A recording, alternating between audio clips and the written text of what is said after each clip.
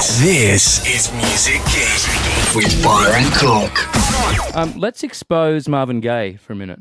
Because obviously he deserves every level of props possible. But the comparison will have been made, Adorn to Sexual Healing. You know, people might have thought there was a vibe there, a Sexual Healing Marvin Gaye vibe. So obviously you've heard this song a few times, but just to get the vibe and for us to feel it all. So you got that feel, obviously, and it's just smash. It's a smash. And then here's Marvin. Kind of, I guess it's in the bass line and stuff. It wasn't until I closely listened to the lyrics of this song, though, very different lyrically to what you're doing. And I don't want to. There's no disrespect because Marvin Gaye is like up here, but if you listen to the lyrics, it's basically about how he can be pleasured. He's pretty much saying, I need sexual healing. Yeah. Pretty much whoever's in the room with a heartbeat, I'm up for it. Right. You know, like it's not really a love song at all. Yeah, it's like I'm ready right now, so please come take care of this. Yeah. Right down to the lyrics, sexual healing is good for me. Yeah. He wasn't even thinking about it. He's just like, that's great for me. I don't care about what you think or how you feel about it. I need it. I'm up for it right now with whoever's in the room. Bring it on, because I'm Marvin Gaye. I'll click my fingers and it will all happen, and I don't really care about anything else. I don't know if he said all that. Well, not quite. I know. But then your song, okay, so maybe rhythmically there are some similarities, but then your song is just this beautiful love song. And to be totally honest with you, my own girlfriend, Gabriella, who's going to come and see your showcase tonight, awesome. She put me onto your song show. We spent a lot of time apart. So she sent me the YouTube link to your video. That's dope. And said that's our song for the week. That's super rad. Yeah. It's written by a dude who's clearly in love, and you are just. It's all about your girl, right? Yeah. Which is the complete opposite of of Marvin in that song at least. So like, it's kind of polar opposite. Yeah.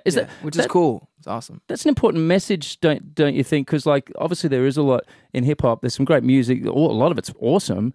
And a lot of it kind of almost celebrates promiscuity or whatever, which is fine, whatever. But to have a song that is just worshipping your girl, I mean, guys and girls want to hear that, don't you reckon? No, legit. I mean, at the end of the day, it's like we're all human, so we experience both sides of that coin. You know, it's like, yeah, we've all been single. We've all, just kind of been, man whore is what we say in Australia. Yeah, there you go. Yeah.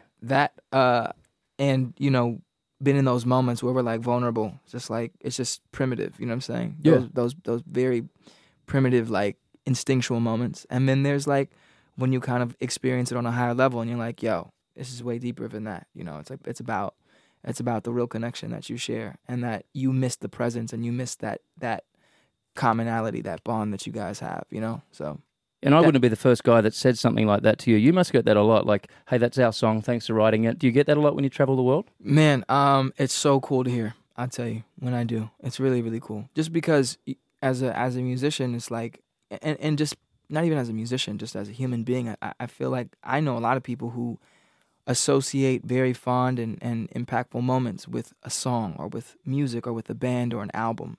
And I can remember very vivid moments in my life where it's like, oh, that reminds me of that time. I remember I was wearing this and she had this on and I was in this place and I had just done this thing, or you know what I'm saying, or whatever. And I can think to that exact same moment and all the circumstances that surrounded it based on a song, And so the fact that I was used to create this song and had a portion, I was a vessel for this song and it's become a part of someone else's memories is like, that's true.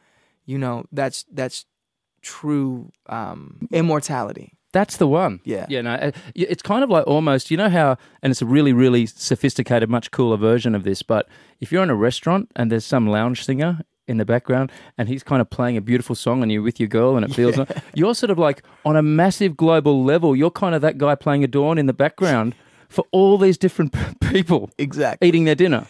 Exactly. Or doing whatever else. God knows. Wearing a, Buccaneer shirt, just like with the whole thing and like the big belt satchel. I don't know. That's you. Yeah. That's what you would be wearing. Sombrero. Yeah. In my dream, that's what you're wearing. In my kaleidoscope dream. Awesome. Miguel is in a restaurant singing Adorn to me and my girlfriend. This is MusicGeek with Byron Cooke.